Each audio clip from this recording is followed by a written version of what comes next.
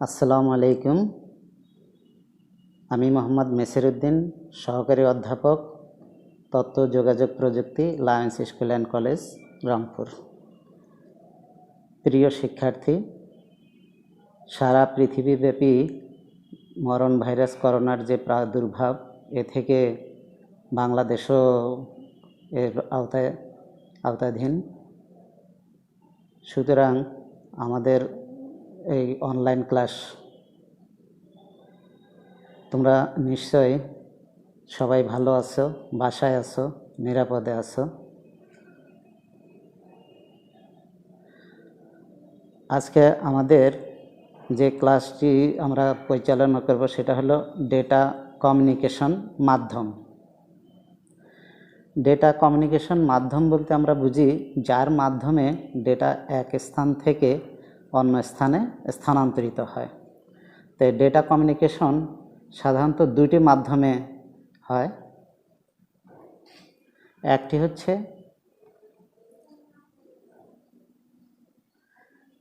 হচ্ছে তার মাধ্যম, আর একটি হচ্ছে তারবিহীন মাধ্যম।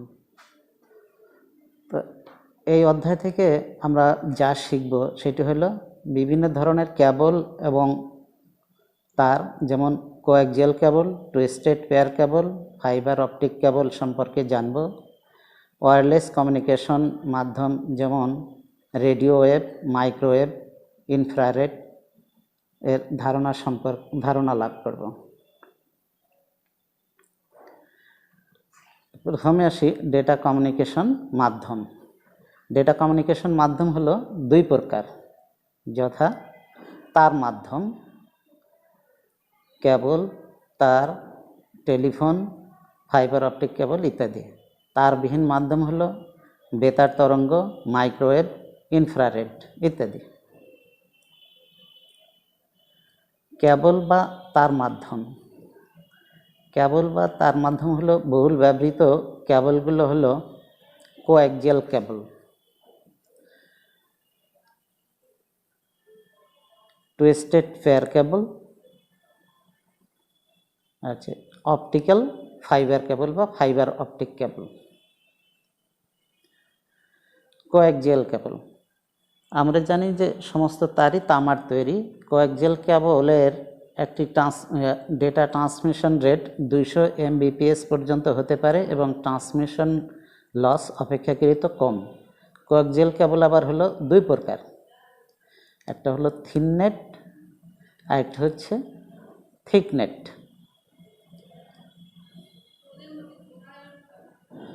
কোয়াক্সিয়াল কেবলের সুবিধাসমূহ: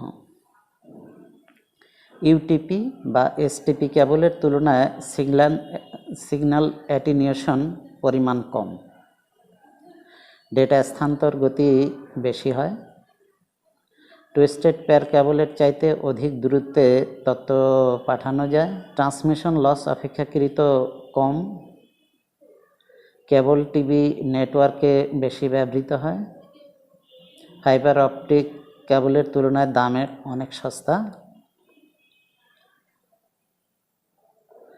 কোয়াক্সিয়াল কেবলের অসুবিধার: ডেটা ট্রান্সমিশন রেট নির্ভর করে তারের দৈর্ঘ্যের উপর। রিপিটার ছাড়া 1 কিলোমিটার বেশি দূরত্বে ডেটা পাঠানো যায় না। এই কেবলের সাহায্যে নেটওয়ার্ক ডিভাইসের মধ্যে সংযোগ স্থাপন বেশ কঠিন। টুইস্টেড পেয়ার কেবলের চেয়ে ব্যয়বহুল। এই কেবলে ডেটা ট্রান্সমিশন লস অত্যন্ত বেশি এবং ফ্রিকোয়েন্সি রেঞ্জ 5 মেগাহার্টজ। এর ব্যান্ডউইথ 10 মেগাবিট পার সেকেন্ড থেকে 1 Gbps। টুইস্টেড পেয়ার কেবল আবার দুই প্রকার, যথা আবরণহীন টুইস্টেড পেয়ার বা ইউটিপি, আনশিল্টেড টুইস্টেড পেয়ার। আর একটা হলো আবরণযুক্ত টুইস্টেড পেয়ার বা STP, shielded twisted pair. Twisted pair কেবলের সুবিধা: কম দূরত্বে যোগাযোগ কেবল হিসাবে ব্যাপকভাবে ব্যবহৃত হয়, টেলিফোন লাইনে ব্যবহৃত হয়। এটি অন্যান্য কেবলের চেয়ে দামে সস্তা, সহজে স্থাপন করা যায়। টুইস্টেড কেবলের অসুবিধা: ডেটা ট্রান্সমিশন ডিলে টাইম অন্যান্য কেবলের চেয়ে বেশি দূরত্বে ডেটা পাঠাতে 2 কিলোমিটার পর পর রিপিটার ব্যবহার করতে হয়।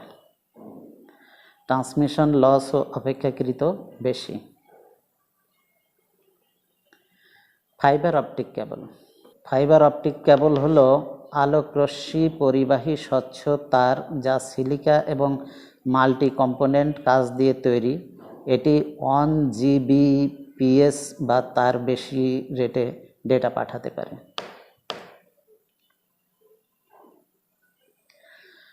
অপটিক্যাল ফাইবারের 3টে স্তর থাকে, যথা কোর, ক্ল্যাডিং আর জ্যাকেট। ফাইবার অপটিক কেবলের বৈশিষ্ট্য: এর গতি আলোর গতির সমান, একসাথে একাধিক তথ্য প্রেরণ করা যায়, শক্তির অপচয় হয় না বললেই চলে, রাসায়নিক নিষ্ক্রিয়তা।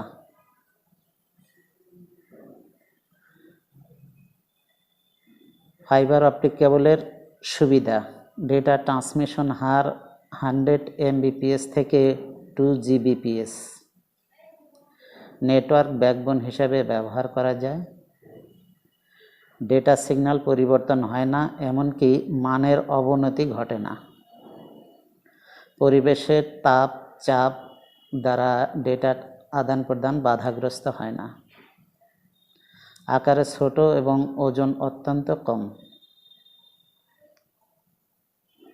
বিদ্যুৎ চৌম্বক প্রবাহ হতে মুক্ত, অনেক দূরে রিপিটার সমূহ স্থাপন করতে হয়, সহজে প্রক্রিয়াকরণ করা যায়, ডেটা সংরক্ষণ নিরাপদ এবং গোপনীয়তা বেশি। ফাইবার অপটিক কেবলের অসুবিধা: ইউ আকৃতিতে বাঁকানো যায় না, ফাইবার অপটিক অত্যন্ত দামি, এই কেবল ইনস্টল করা অন্যান্য কেবলের তুলনায় তুলনামূলকভাবে কঠিন।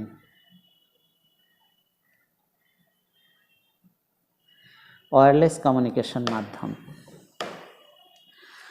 ওয়্যারলেস শব্দের অর্থ তারবিহীন বা তারহীন। কোনো প্রকার তার ব্যবহার না করে একাধিক ডিভাইসের মধ্যে ডেটা আদান প্রদান তথা যোগাযোগ করার পদ্ধতিকে ওয়্যারলেস কমিউনিকেশন সিস্টেম বলা হয়।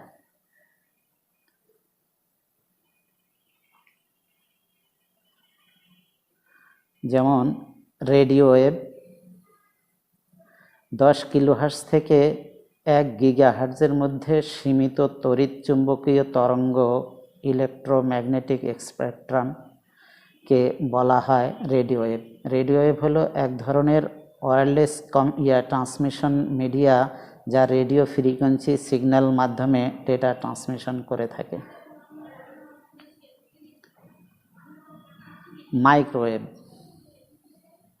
মাইক্রোওয়েভ হলো high frequency radio wave, 1 gigahertz বা তার চেয়ে বেশি ফ্রিকোয়েন্সিতে পাঠানো বিদ্যুৎ চৌম্বকীয় তরঙ্গকে বলা হয় মাইক্রোওয়েভ। দূরপাল্লা ডেটা ট্রান্সমিশনে মাইক্রোওয়েভ অত্যন্ত জনপ্রিয় পদ্ধতি।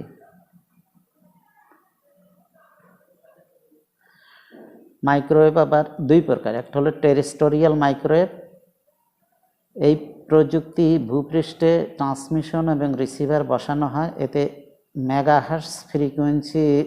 মেগাহার্টজ সীমার মধ্যে ফ্রিকোয়েন্সি ব্যবহার করা হয়।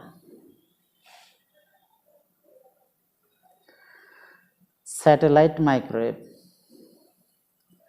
স্যাটেলাইট ট্রান্সমিশন ব্যবহৃত হয় যেখানে কেবলের মাধ্যমে যোগাযোগ স্থাপন করা সম্ভব নয়।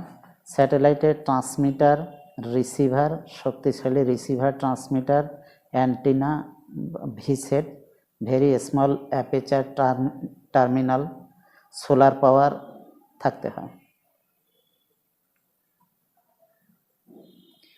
স্যাটেলাইটের ব্যবহার: পৃথিবীর জলবায়ু এবং আবহাওয়া পর্যবেক্ষণ করার কাজে, টেলিভিশন সম্প্রচার কাজে, অপেশাদার রেডিও যোগাযোগের ক্ষেত্রে, প্রতিরক্ষা কাজে,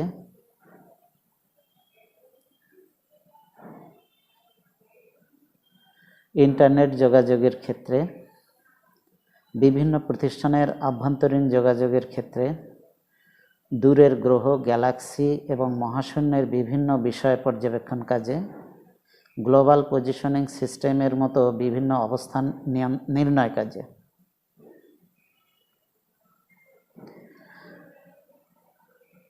স্যাটেলাইট কমিউনিকেশন সিস্টেমের সুবিধা: বিপুল পরিমাণ ডেটা আদান প্রদান করা সম্ভব। পৃথিবীর বিভিন্ন প্রান্তের লোকজন কাছাকাছি থাকতে পারে। প্রতিরক্ষা ব্যবস্থায় গুরুত্বপূর্ণ ভূমিকা রাখে। প্রাকৃতিক বিপর্যয়কালীন সময় তথ্য আদান প্রদান করা যায়। আবহাওয়ার পূর্বাভাস দেওয়া সম্ভব। ভয়েস ও video calling, radio, television channel, internet, fax সেবা পাওয়া যায়। স্বল্প মূল্যে বিভিন্ন স্থানে লং ডিস্টেন্স কল করা যায়। স্যাটেলাইট কমিউনিকেশন সিস্টেমের অসুবিধা: এই প্রযুক্তির বাস্তবায়ন এবং তদারকির বিষয়টি ব্যয়বহুল। সিগন্যাল ডিলে একটি অসুবিধা হিসাবে আবির্ভূত হয়। ভ্রমণরত অবস্থায়, খারাপ আবহাওয়ায় কিংবা সানস্পটের কারণে বিভিন্ন সেবা বাধাগ্রস্ত হতে পারে। ডেটার অনাকাঙ্ক্ষিত হস্তক্ষেপ প্রতিরোধে বিশেষ ব্যবস্থা গ্রহণ করতে হয়। ইনফ্রারেড: ইনফ্রারেড হলো এক ধরনের ইলেকট্রোম্যাগনেটিক ওয়েভ যার ফ্রিকোয়েন্সির সীমা টেরাহার্জ হয়ে থাকে। খুবই কাছাকাছি ডিভাইসের মধ্যে ডেটা কমিউনিকেশনে ইনফ্রারেড ব্যবহার করা হয়।